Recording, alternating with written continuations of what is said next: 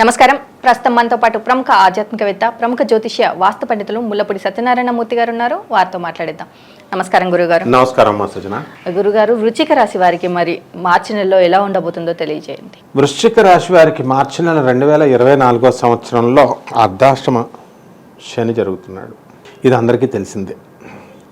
లాభంలో ఉన్నటువంటి కేతు వల్ల అన్ని పనులు అయిపోతాయి, ఇంతవరకు పెండింగ్లో ఉన్న పనులన్నీ.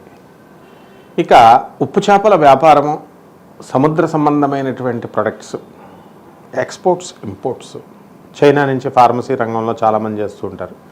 వీళ్ళందరి యొక్క వ్యాపారాలు బాగుంటాయి. ఇది ఫస్ట్ పాయింట్. ఇక ఎకనామిక్ ఫ్రంట్లో వృత్తి వ్యాపార ఉద్యోగ విషయాల దగ్గరికి వచ్చేసరికి చక్కగా ఉద్యోగాల్లో ప్రమోషన్స్ ఉన్నాయి. టీఏలు, డిఏలు, అరియర్స్లు కనబడుతున్నాయి. ట్రాన్స్ఫర్స్ అవుతాయి, కానీ ఆ ట్రాన్స్ఫర్స్ మీకు అనుకూలమైన ప్లేసుల్లో కాదు. ప్రమోషన్స్ వస్తే ప్రమోషన్ ఇచ్చి వేరే ఊరు ట్రాన్స్ఫర్ చేస్తే ఆ ఊరు వద్దని చెప్పి ఇక్కడ ప్రమోషన్ వదులుకుంటారు. ఈ విధంగా కొంతమందికి జరుగుతాయి. అలాగే ఆర్థిక పరంగా మనకి ఎంత డబ్బు వస్తున్నప్పటికీ కూడా అంత డబ్బు కూడా అత్తగారులకు ఖర్చు పెట్టడము, భార్యకి ఖర్చు పెట్టడము, మొత్తం వీడి జీతం అంతా కూడా ఈ వృశ్చిక రాశి వాళ్ళ భార్య పాకెట్ మనీకి సరిపోతుంది. ఈ మార్చి నెలలో అంత చక్కటి షాపింగ్ చేసేస్తుంది భార్య.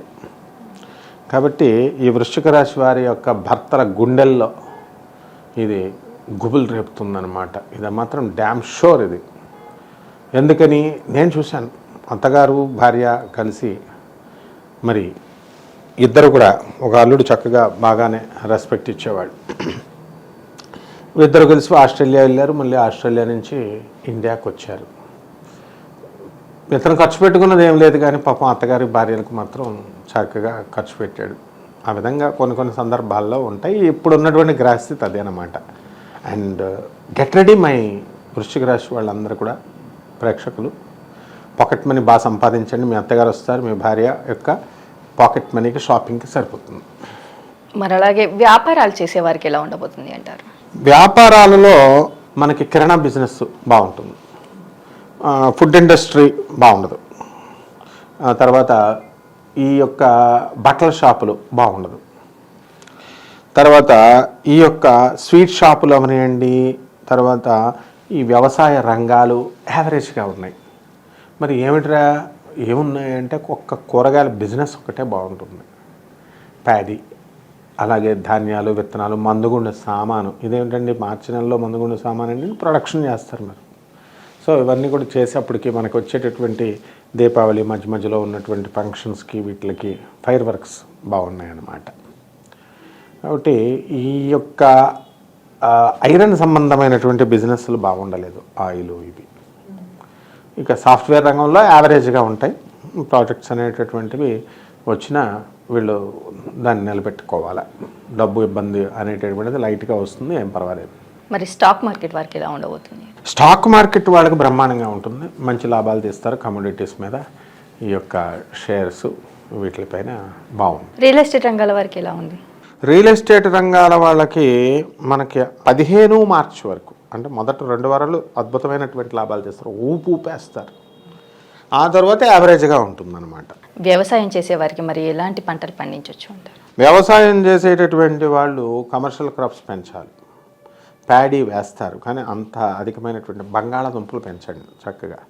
ఆ తర్వాత తేకు చెట్లు ఇలాంటివి అన్నీ కూడా ఫారంలో కనుక ఉన్నట్లయితే వాటిని పెంచుకోండి. అండ్ రొటీన్గా ఈ యొక్క చెరుకు, పల్లీలు ఈ బిజినెస్లో ఈ యొక్క వ్యవసాయం బాగా లాభాలను తెచ్చిపెడుతుంది. చేపల, రొయ్యల చెరువులు కూడా బాగా మంచి లాభాలను తెస్తాయి, బట్ 80% వరకే. మరి అలాగే వీరికి ఆరోగ్యపరంగా ఎలాంటి సమస్యలను ఎదుర్కొనే అవకాశం ఉంది అంటారు?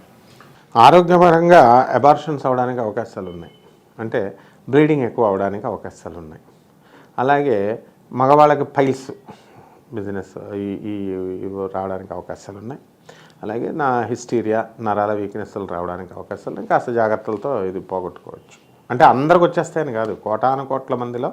ఇప్పుడు అది ఎండాకాలంలో ఎండలు ఎలా ఎక్కువ కాస్తాయని స్కెలిటన్ ఐడియా ఇస్తామో, అలా ఈ వృశ్చిక రాశి వాళ్ళ అర్ధాష్టమ శని, రాహు పంచమ స్థితి ఇలా ఉండడం వల్ల ఇలా జరగడానికి అవకాశాలు ఉన్నాయి అని చెబుతాం. ఇట్ డజంట్ మీన్ దట్ ఆ రోగాలన్నీ వచ్చేస్తాయని కాదు. మరి అలాగే వీరికి కుటుంబ పరంగా ఎలాంటి సపోర్ట్ లభించే అవకాశం ఉంది అంటారు? కుటుంబ పరంగా కొంచెం ఇంట్లో వాళ్ళు అర్థం చేసుకోరు కాబట్టి భర్త అర్థం చేసుకుంటే అత్తగారు అర్థం చేసుకోదు, అత్తగారు అర్థం చేసుకుంటే భర్త అర్థం చేసుకోడు. కానీ ఓవరాల్గా ఇబ్బందికర పరిస్థితులు అయినప్పటికీ కూడా ఎంతో సహనంతో ఈ వృశ్చిక రాశి వాళ్ళు ముందుకు వెళ్ళడం జరుగుతుంది.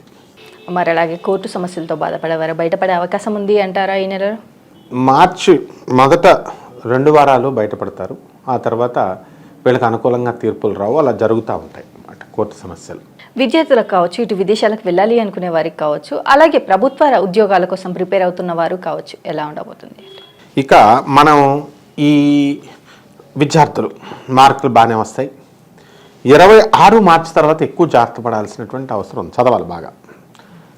ఇక విదేశాలకు సంబంధించిన అవకాశాలు వస్తాయి, కానీ వీళ్ళు కోరుకున్న చోట్ల సీట్లు రావు. విశ్వవిద్యాలయాల్లో మామూలుగా సీట్లు వస్తాయి, డబ్బులు కూడా కొంచెం అధిక మొత్తాదులో కొంచెం ఖర్చు అవ్వడం జరుగుతుంది. అండ్ నో ప్రాబ్లం, వీళ్ళు జాగ్రత్తగా ముందుకు తీసుకువెళ్తారు. అలాగే ఇతర ఉద్యోగాల్లో ఉన్నటువంటి ప్రైవేట్ ఉద్యోగస్తులు ఫారెన్ వెళ్ళాలనుకునేటటువంటి వాళ్ళు కూడా వాళ్ళు ఈజీగా వెళ్తారు. మరి అలాగే రాజకీయ నాయకులకు ఎలా ఉండబోతుంది అంటారు? రాజకీయ నాయకుల దగ్గరకు వచ్చేసరికి ఇంకా అంత అనుకూలమైనటువంటి సమయం కాదు, కానీ పర్వాలేదు, ముందుకు వెళ్తారు. ఈటుపోట్లతో ఉన్న గెలుస్తారు మొత్తం పైన.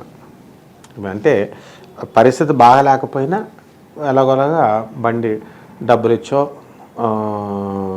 సామధాన భేద దండోపాయాలతో అన్నట్టుగా వీళ్ళు ఏదో ఒక రూట్లో గెలుచుకొస్తారు. వివాహం కోసం ప్రయత్నిస్తున్న వారు కావచ్చు, ఇటు సంతానం కోసం చూస్తున్న వారు కావచ్చు, ఎలా ఉండబోతుంది అంటారు? వివాహం కోసం ప్రయత్నిస్తున్న వాళ్ళకి వివాహాలు కావు. ఇక సంతానం కోసం ప్రయత్నిస్తున్నటువంటి వాళ్ళకి సంతానం 26 మార్చి లోపల అవడానికి అవకాశాలు ఉన్నాయి. మరి అలాగే వీరికి గృహయోగం కానీ వాహన యోగం కానీ ఉంది అంటారా?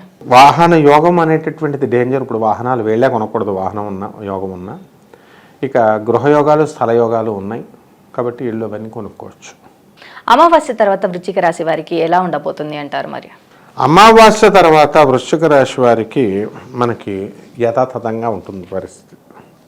26 మార్చి వరకు సేమ్ కంటిన్యూ అవుతుంది. మనకు అమావాస్య 10వ తేదీన వచ్చింది, 25వ తేదీన పౌర్ణమి వచ్చింది. కాబట్టి ఆఖరి 5 రోజులు బాగుండదు, మిగతాదంతా కూడా రొటీన్గా ఉంటుంది. మరి ఈ రాశి వారు చేసుకోవాల్సిన పరిహారాలు ఏంటంటారు?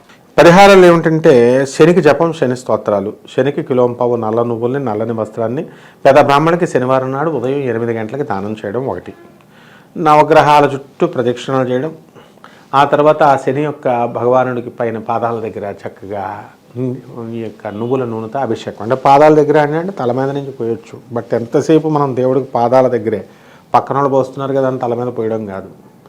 దేవుడు మనం we are servants of God, we are servants of Shani Maharaj. అందుకని తల మీద పువ్వులు పెట్టకూడదు, మనం కాళ్ళ దగ్గరే పెడుతూ ఉండాలి. బట్ అలవాటు అయిపోయింది కాబట్టి అలా మనం పెడుతూ ఉంటాం. అలాగే శనివారం నాడు శ్రీ ఆంజనేయ స్వామి వారిని, వెంకటేశ్వర స్వామి వారిని, ఇద్దరిని కూడా ఎవరో ఒకరిని కంపల్సరీ చేయాలి. చేయకపోతే శని మహారాజ్ దంచుతాడనమాట. కాబట్టి ఈ విధంగా కనుక జమ్మి చెట్టు పూజ ఇవన్నీ కూడా చేసుకుంటే, నల్లని దీపం, ఈ మధ్యన ఒక కొత్త ట్రెండ్ వచ్చింది, ఎర్ర దీపం, నల్ల దీపం అని. ఒక నువ్వుల నూనెలో తీసుకుని ఒక ప్రమిదిలో నల్లని మొలతాడు ఏదో కట్ చేసి దీపంలాగా, లేకపోతే కాశీ తాడని ఉంటుంది, అలాంటి ఏదో ఒకటి వేసి నల్ల దీపాన్ని కనుక వెలిగించినట్లయితే శనికి మంచిది. అలాగే గురువుగారు, వృశ్చిక రాశి వారికి మార్చి నెలలో ఎలా ఉండబోతుంది, అలాగే వీరు చేసుకోవాల్సిన పరిహారాలు ఏంటి అనేసి కూడా చాలా చక్కగా వివరించారు. ధన్యవాదాలు. ధన్యవాదాలమ్మా.